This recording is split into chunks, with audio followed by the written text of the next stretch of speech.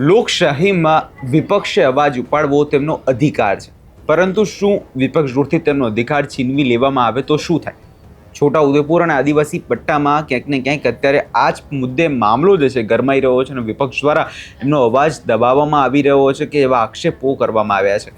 શું ને સમગ્ર મામલો તેના વિશે વિગતે ચર્ચા કરીએ. નમસ્કાર, આપ જોઈ રહ્યા છો નિર્ભય ન્યૂઝ. હું છું આપની સાથે પ્રથમ મોદી. છોટાઉદેપુર અને આદિવાસી પટ્ટામાં હંમેશા છેલ્લા કેટલાય સમયથી રાજકારણ જે છે ગરમાતું આવ્યું છે અને હવે આમ આદમી પાર્ટી દ્વારા જે એક સામાન્ય સભા હતી ત્યાં જે ગંભીર આક્ષેપો કરવામાં આવ્યા છે તે લોકશાહી પર સવાલો ઉપાડી રહ્યા છે. કેમ કે વાત કંઈક એવી છે કે અત્યારે જે સામાન્ય સભા મળી હતી તેમાં આમ આદમી પાર્ટીના નેતાઓ પહોંચ્યા હતા, પરંતુ આમ આદમી પાર્ટીના જે વિપક્ષના જે નેતાઓ છે તેમને એ ચેમ્બર જે છે અલોટ કરવામાં જ આવ્યું નથી. ચેમ્બર અલોટ કરવામાં ના આવે તો જે સામાન્ય લોકો જે છે તેમના પ્રશ્નો લઈને કેવી રીતે જાય અને જે વિપક્ષ જ ના બેઠો હોય તો આનો અર્થ શું થાય?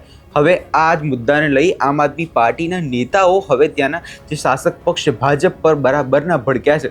સૌ પહેલાં એ તમામ વિડીયો પર એકવાર નજર કરી લઈને એ વાત સાંભળી લઈએ કે આમ આદમી પાર્ટીના નેતાઓનું શું કહેવું છે.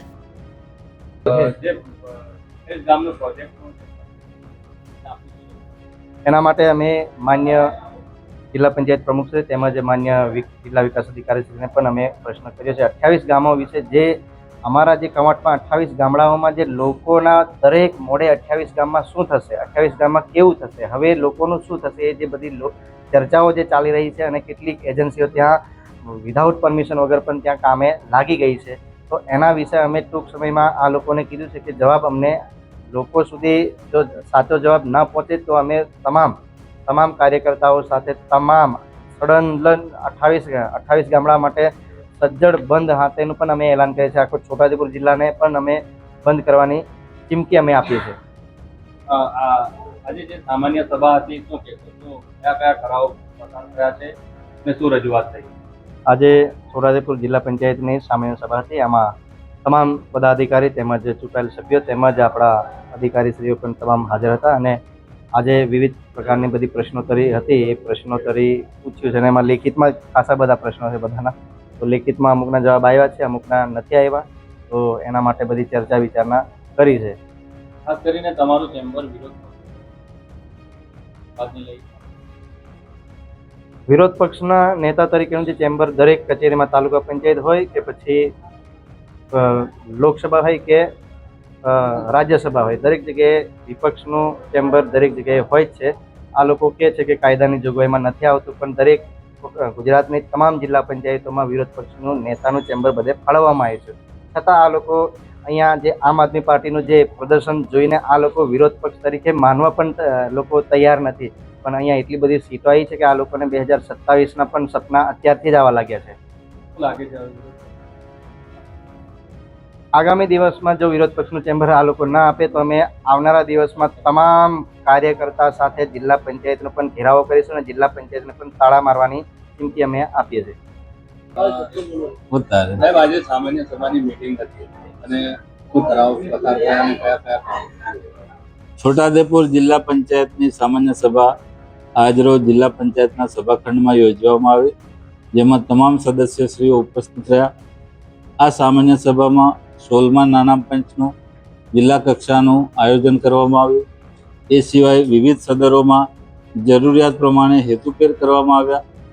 હેન્ડપંપ રિપેરિંગ, ખેતીવાડીના સાધનો આપવાની યોજના, આ બધી ચર્ચા કરવામાં આવી અને આવનારા દિવસોમાં છોટાઉદેપુર જિલ્લાના પ્રજાને સુવિધા વધારે મળે એ દિશામાં આજની સભામાં ચર્ચા કરવામાં. વિરોધ પક્ષ તરફથી શું? વિરોધ પક્ષ તરફથી રચનાત્મક સૂચનો મળ્યા છે, જે અમે સરકારમાં રજૂઆત કરી અને આ જિલ્લાની પ્રજાને વિરોધ પક્ષ અને શાસક પક્ષ સાથે રહીને સારામાં સારી સુવિધા કેમ આપી શકાય એ બાબતે અમે ચિંતિત છીએ. અહીંયા તમે જે રીતે આમ આદમી પાર્ટીના નેતાઓને સાંભળ્યા અને તેમના દ્વારા વાત સ્પષ્ટ કહેવામાં આવે છે કે અત્યારે ક્યાંક ને ક્યાંક વિપક્ષને દબાવવાનો પ્રયાસ જે છે કરવામાં આવે છે.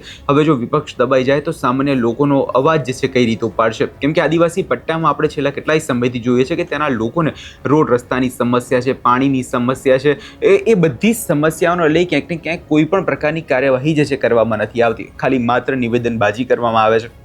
ત્યાંના જે લોકો છે છેલ્લા કેટલાય સમયથી રસ્તા માટે રઝળતા છે, ખાડા ખાલી માત્ર રસ્તામાં છે. હમણાં થોડા સમય પહેલાં આપણે પણ જોયું કે મંત્રી જ્યારે પહોંચે ત્યારે તો રસ્તો બનાવી દેવામાં આવ્યો, પરંતુ એ જે સામાન્ય લોકો છે એમનું શું થાય? સામાન્ય લોકો માટે તો રસ્તો જ નથી. અને આ જ બધા જે મુદ્દાઓ છે એને લઈ આમ આદમી પાર્ટી જે છે અવાજ ઉપાડવા માંગી રહી છે, પરંતુ ક્યાંક ને ક્યાંક તેમનો અવાજ દબાવવાનો પ્રયાસ શાસક પક્ષ દ્વારા કરવામાં આવે છે. હવે આ જે વિરોધ થયો છે ને, વિરોધ પછી આગામી દિવસોમાં નજર એ વાતની રહેશે કે શું ખરેખર પછી તેમને ચેમ્બર અલોટ કરવામાં આવે છે, વિપક્ષને ત્યાં સામાન્ય સભામાં બેસવા દેવામાં આવે છે કે કેમ? આ વિષયમાં તમારો શું અભિપ્રાય છે અમને કમેન્ટ બોક્સમાં ચોક્કસથી જણાવજો. અને અમારી ચેનલ નિર્ભય ન્યૂઝને લાઇક, શેર અને સબસ્ક્રાઇબ કરવાનું ભૂલશો નહીં.